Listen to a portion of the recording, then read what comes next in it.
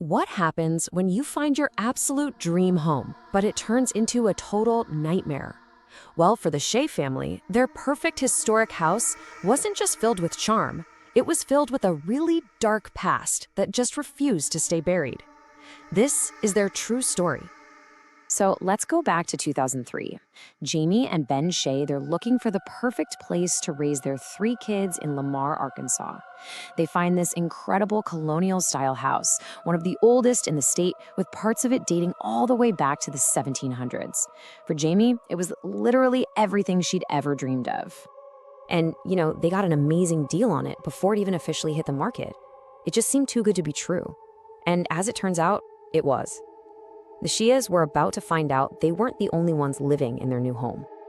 So let's unpack the Shea family's chilling experience, from the very first strange discoveries all the way to the moment they were literally forced to run for their lives. What really happens when a house's history refuses to stay in the past? The Sheas were completely sold on the house and so ready to start their new life. But right from the beginning, there were signs. Little red flags that something just wasn't quite right. In one of the upstairs bedrooms, they found something pretty unsettling. The fireplace was completely boarded up, and spray painted right across it, a pentagram, and the name of a boy who had died. They even found little bits of candles scattered around, like someone had been holding a seance. They kind of brushed it off as teenagers messing around, but yeah, it was definitely a sign of things to come. And soon after they moved in, the warnings started coming from complete strangers. A woman at their yard sale just casually mentioned that she could feel a lot of spirits in the house. Then a greeter at Walmart recognizes Jamie, says she grew up in that very house, and just flat out says, yeah, it's haunted. She even tells them this horrible story about a boy who fell to his death from the window in what was now their son Bridger's room. Oh, and if that wasn't enough, there was an old Confederate cemetery just 100 yards from their backyard. So they tried to explain it all away, but pretty soon, the strange stuff happening inside the house became impossible to ignore. The whispers were really just the beginning. The activity escalated fast. It started with Ben hearing a baby crying on the monitor, even though their own baby wasn't even home. Then their 5-year-old son, Bridger, started complaining that he couldn't sleep because it sounded like a bunch of people talking. Soon after that, a loud, rhythmic pounding would start on their bedroom wall night after night. And on top of all that, you had phantom footsteps, light bulbs constantly burning out, and the unmistakable sound of a rubber ball bouncing down the stairs. And this right here is where you can see the real psychological damage. As Jamie said, it wasn't that they felt like they were in danger, none at first anyway. It was just this relentless, unnerving activity. Nobody was sleeping, the entire family was just constantly exhausted, and it really started to take a toll. The weird, unnerving activity was bad enough, but 2 absolutely terrifying events would push the family from just being exhausted into genuine, paralyzing fear. This is when the haunting crossed a serious line. One evening, Jamie's on the computer and her son Bridger comes downstairs, but he's just staring blankly, almost like he's in a trance. When Jamie asks if he's sleepwalking, he gets right up in her face and starts laughing. She said it was the scariest laugh she'd ever heard, and it was not his. She couldn't snap him out of it. And at that exact moment, their dog bolts upstairs, barking like crazy at an empty corner of Bridger's bed as if it had something cornered there. The second turning point was a horrific car accident. While driving her kids home from school, Jamie swerved to avoid a construction barrel, overcorrected, and flipped the van multiple times. Her oldest daughter, Tori, was thrown from the van and pinned underneath. Miraculously, she survived, but she spent 10 days in the hospital recovering from some really life-threatening injuries, including a broken back. Now, to be super clear, Jamie doesn't believe a ghost pushed her car or anything like that.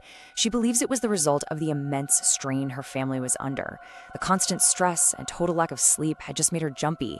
In her mind, the haunting was an indirect cause. It was all a result of pure exhaustion. After the accident and Tori's recovery, Jamie was just at her wit's end. She'd actually written an article for a local paper about all the strange things happening, and it caught the eye of the Central Arkansas Society for Paranormal Research. So now, totally desperate, she scheduled a time for them to come investigate the house.